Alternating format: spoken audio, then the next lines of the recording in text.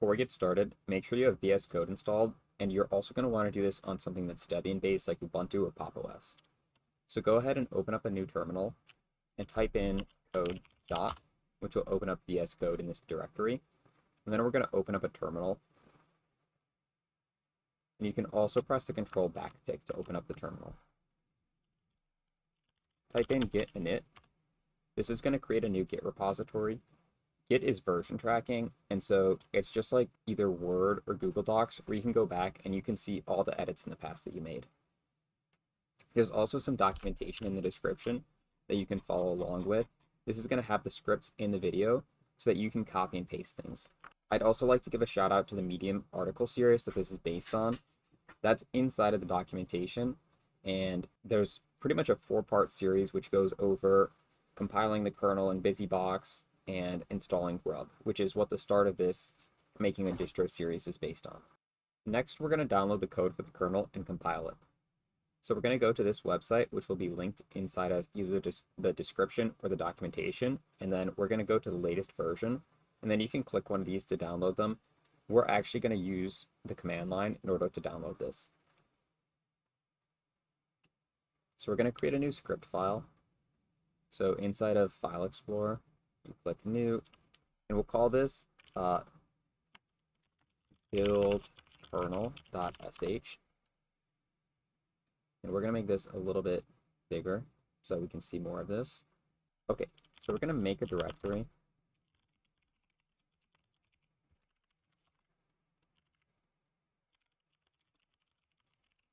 And we're actually going to make 2 directories. And now we're going to run our script. So you type in bash and then the name, and we're going to tab to complete. As you can see, we've made 2 folders. Now if we run this again, it will give us an error because unless you have the parent flag, it will error out if the directory already exists. And the parent flag prevents this error, and it also lets you make nested folders like download/test, whereas if the downloads folder didn't work and you ran this, it would break. So if there was no downloads folder and you just ran this, this would break.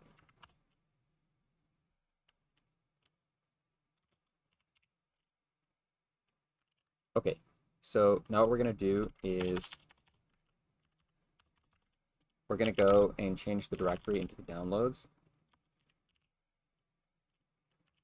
So when we run this, what will happen is it will open up here, and now every command we run is going to be from in here, and we're going to type in wget, and we're going to take this URL, and we're going to copy the name of one of these, and in this case we want the latest one, which is this one, and we're actually going to use a different one. And the reason for that is I've tested it on that version and I know it works. However, I'd recommend using the latest one for this tutorial series because we're going to be using packages which are going to want the latest kernel or might want the latest kernel. Okay, let's test our script. And as you can see, we've got a progress bar and we're downloading. So what we're going to do now is we're going to extract. So R is the utility for working with zip files, X for extract, and F means we're going to put the directory, or I'm sorry, the file of the compressed directory, which is going to be Linux dash.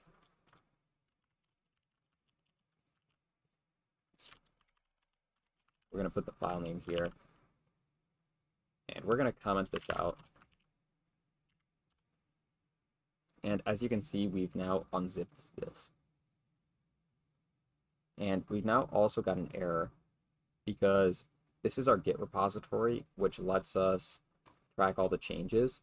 And there's 10,000 different files inside of the Linux source code. So what we're going to do is we're going to add a new gitignore file, which is .gitignore. And anything you put in here, it's not going to be tracked and it's not going to save the history of those files. So we're going to put in downloads. And let's refresh this. So as you can see, we've got this U, which is a new file, and these 2 files. So we're going to call this initial commit. Now you don't have to save this, but this will let us go back to it in the future and see what changes we've made. Now what we're going to do is we're going to copy this code from the compile kernel, which has all the different source code in here. So as you can see, there's a ton of different source code and files for building Linux. And we're going to copy it into compile kernel. And we're going to do a recursive copy with that to make sure that we get everything.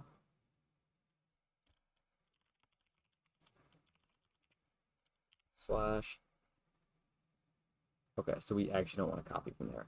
And we're going to type it out in our command line first to make sure that the command works. Downloads.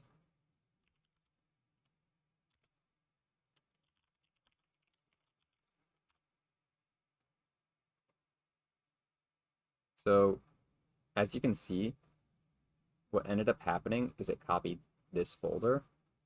So if we go into downloads in here,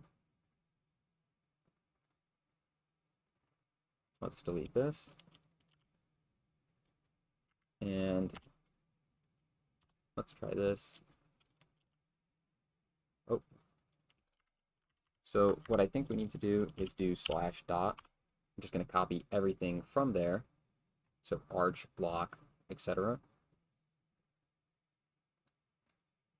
And then it won't actually copy that folder itself. So now that we've got the command, we're going to copy it into here. And now we're almost ready to make the kernel. So before that, you're going to need to install a few different dependencies, and these will also be in the documentation. However, you can also just type them out. It's build essentials, flux, libn versus 5 dev bc lib elf dev bison. And these are all from that article I mentioned earlier on Medium, and these are all needed in order to build the kernel. So it'll need to be sudo. So make sure to install those. And once we've done that, we're going to make a config file, which is used to determine how the kernel is built. So we're going to cd into compile kernel, and we're going to type in make config. So make is a tool which is used by a lot of different projects, and we're going to add that to our script. And what it does is it's like a build tool, and it compiles source code. So now what we can do is we can type in make menu config, and this actually gives us a graphical, somewhat graphical way of changing all these options. So we press enter. Oh, you press Y and N to include or exclude. So you can use this in order to change settings, and we're going to not save anything. So that's how to use menu config. We're just going to leave this as is.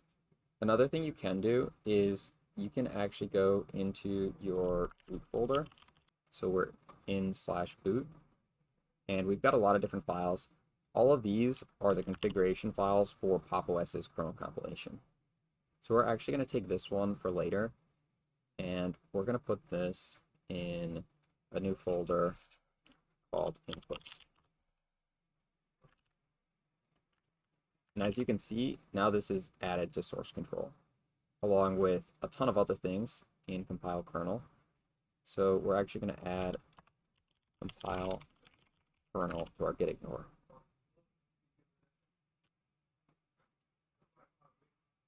And there we go. So what we're going to do now is we're literally just going to build it. So what you can do is you can type in make, and this will use one core of your CPU in order to go through and compile everything. Now, one advantage of using one core is that if you get errors, it's a lot easier to read. If you build with a lot of different cores, then what will happen is you'll get an error, and then you won't know what the error is because it won't show as well in the text output. So if you want to run it with multiple cores, this -J, and then you could put something like 8. However, if you do nproc, it looks at how many cores or threads your CPU has, and then it uses that many. Okay, so the kernel's finished compiling, and it said that the image is ready. So we're going to go and take a look at the file. So we're going to go into compile kernel, arch, x86, boot, and we've got the kernel right there. So this is it for the kernel compilation, and now we're going to switch to BusyBox. For BusyBox, we'll start out by making a new script, build busybox.sh. And the first thing we'll do is we'll download BusyBox. So on the site, there's a lot of different versions of BusyBox, and we're going to use the 1.3.6 or 1.36.1.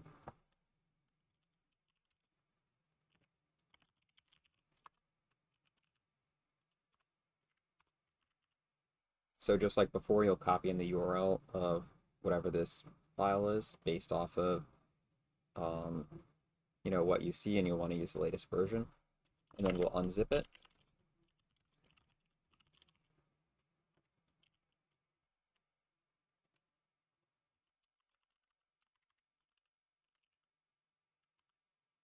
And then we'll make a directory for compiling it.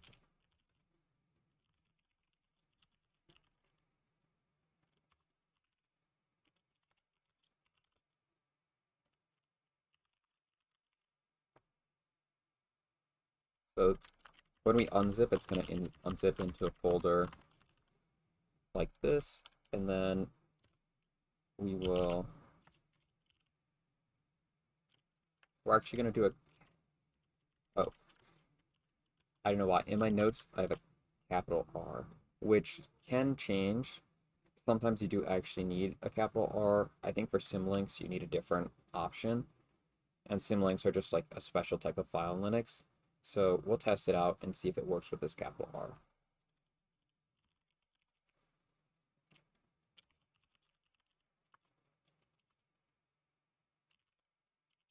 So if we type in cd ...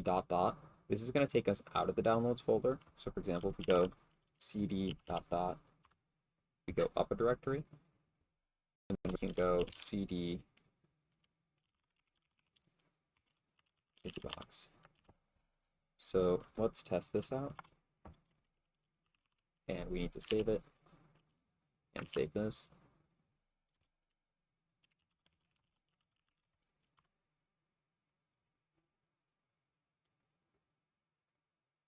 So as you can see, we now have all our BusyBox code downloaded. So we'll comment out this code to fetch it and unzip it. And then we'll add this to our git ignore.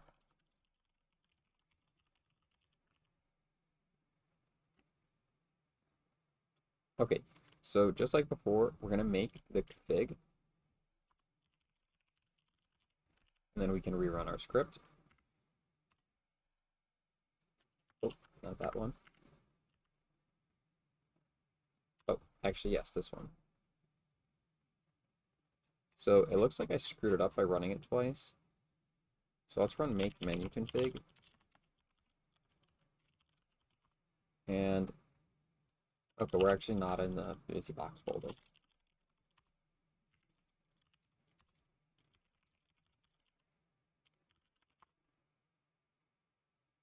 Okay, so it did work. And there are a few settings that we need to change. So the first setting is static compilation.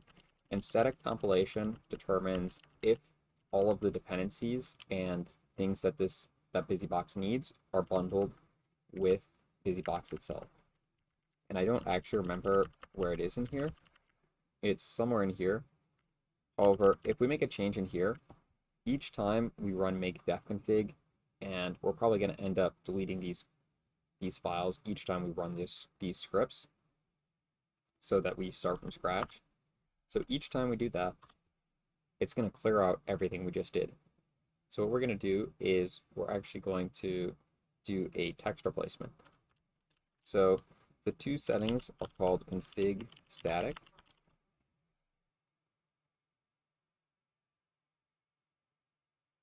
And let's see where this is. So these are all from the Pop! OS default kernel compilation configuration. So I think make didn't work. So we're actually going to make def config again.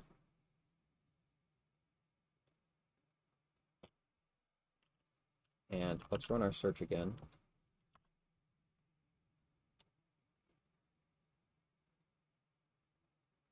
And that's not working. So we're going to try one more thing, which is deleting this.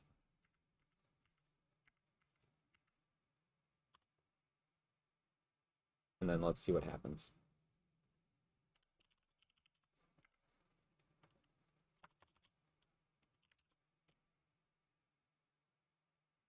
We'll just open up a new terminal to go back.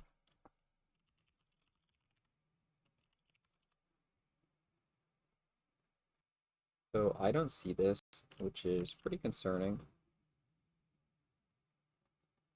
There should be a .config file.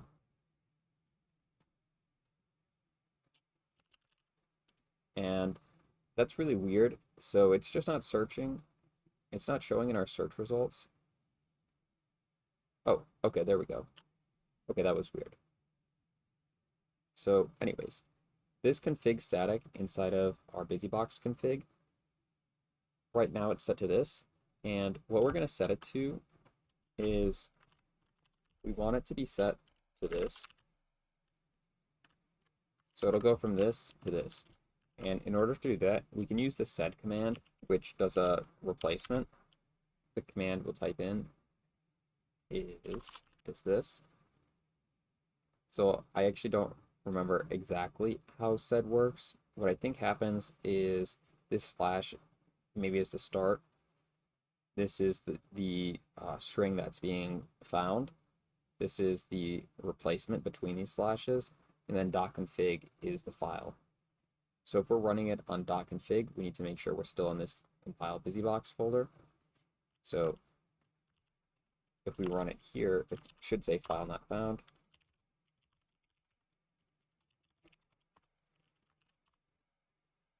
There we go. So we just updated it. And if we look in .config and we run this again, this will update it for us.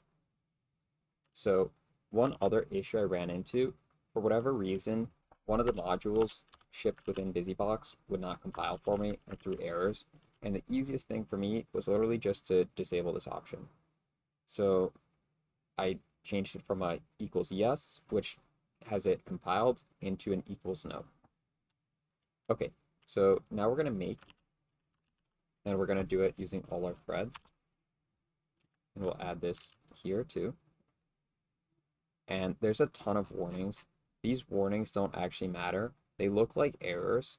Like you'd think that these are all different errors, but these are not actually errors. So in order to check if it works, you type in file busybox.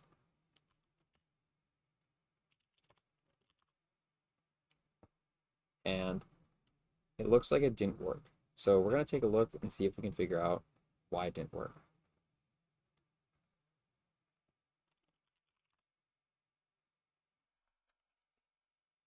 So this time we just ran make instead of running make with all our cores, and we got a much more clear error. And as you can see, this is related to TC, and this is the error that was happening before, and it's literally just because I didn't save this file. So we're going to start over and rerun the script.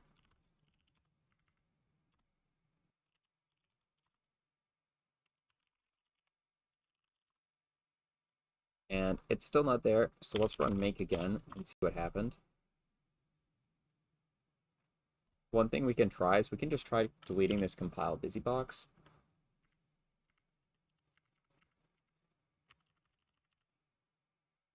We'll open up a new terminal.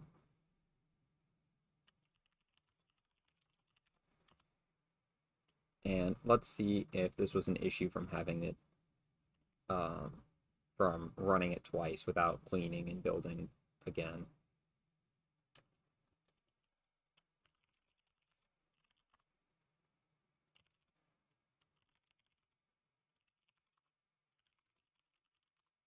So as you can see, now we've got it. So we ran into a few errors, and hopefully this will help you figure out how to overcome some of these errors using make instead of make with multiple threads is a great solution. And then another important thing to try is just deleting these folders. And that's why we split it out like this. We don't want to have to re-download and restart. We want to download once, and then we can very quickly on our local machine start from scratch by deleting these files. So what we're going to do is we're going to add to our script instructions to delete this folder. So before we copy into this folder, we're going to do, so this is very risky. This means remove, and this is recursive. So if you ran this command, this would literally wipe your entire system. So be careful.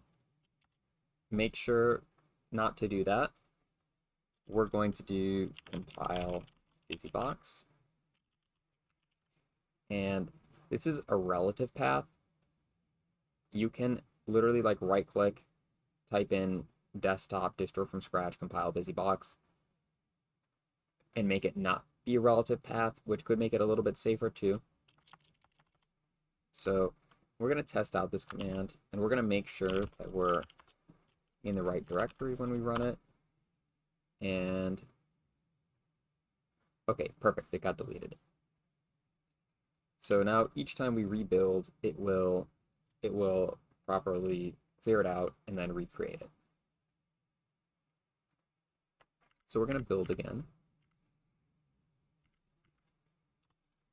And it just finished building. So we're going to check that the file's there.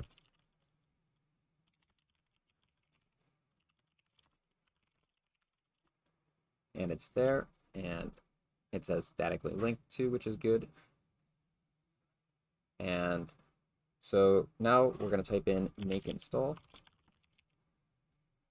And what this is going to do is inside of here, it's going to make a new folder called _install. And this is going to pretty much be where busybox installed into. So what busybox offers is it offers a lot of these command line tools that we've been using, like ls, rm, all those different things. And it's outputted it into this folder. So bin is going to have a lot of different programs. So there's ls, there's mv to move files. So a lot of utilities like that. And in order to get a functioning Linux distro, we're going to need to make a few more folders. And we're just going to make them in here. And this will be like the start of our Linux system. Okay, let's run and test and make sure this works. And I can already tell it's not going to work because we're not inside of this install folder.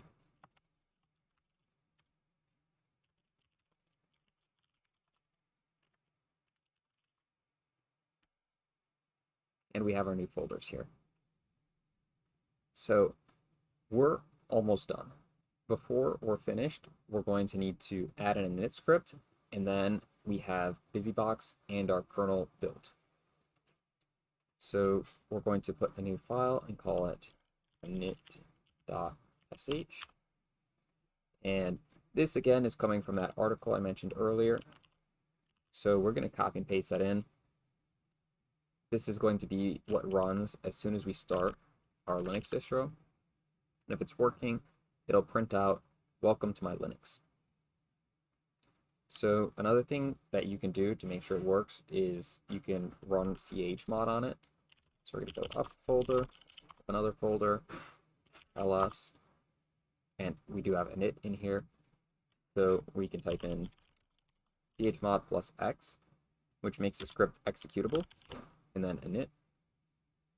And we're actually going to call it init because that's how the tutorial did it. And there we go. So now we need to copy this init file. So we're going to go back here. So we'll copy from // which is one directory up. So if we go compile busybox, that's, let me think this through. CD compile busybox, CD install. So CD dot dot is compile busybox. We're going to need to go up again to get to this distro from scratch folder, and then it will be called init.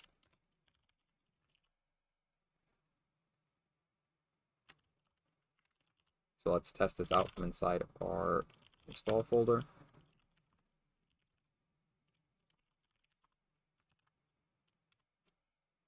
And it copies in here.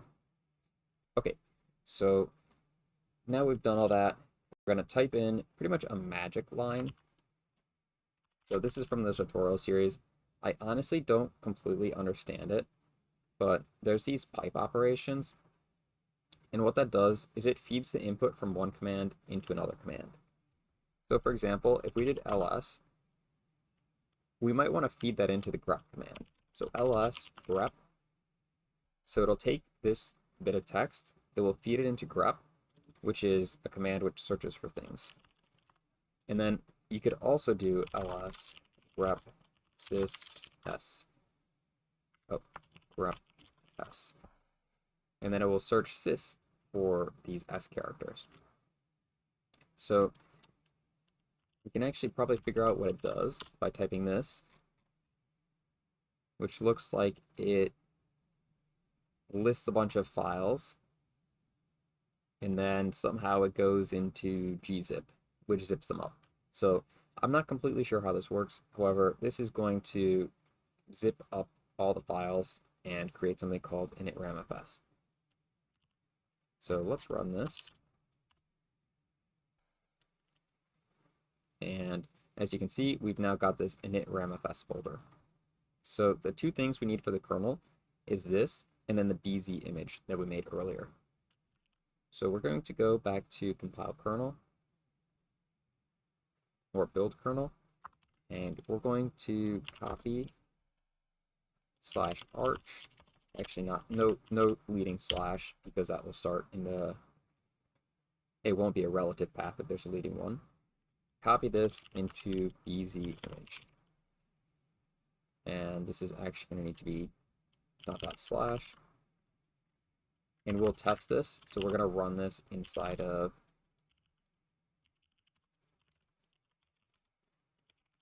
compile kernel. And we'll see if it copies it up here. Okay, perfect. So it's copied this up. Now we've got our Linux distribution or Linux kernel. We have our initramfs, and we'll use something called QEMU. So if you don't have QEMU installed, then go ahead and install it. And we're going to, I think this says it's 64-bit. This kernel parameter says where the kernel file is, and it's BZ image. What we could do instead is we could type in compile kernel / whatever until we get to BZ image, but I'd just like to copy it up here. And then this is the initramfs file. So you might need to install QEMU.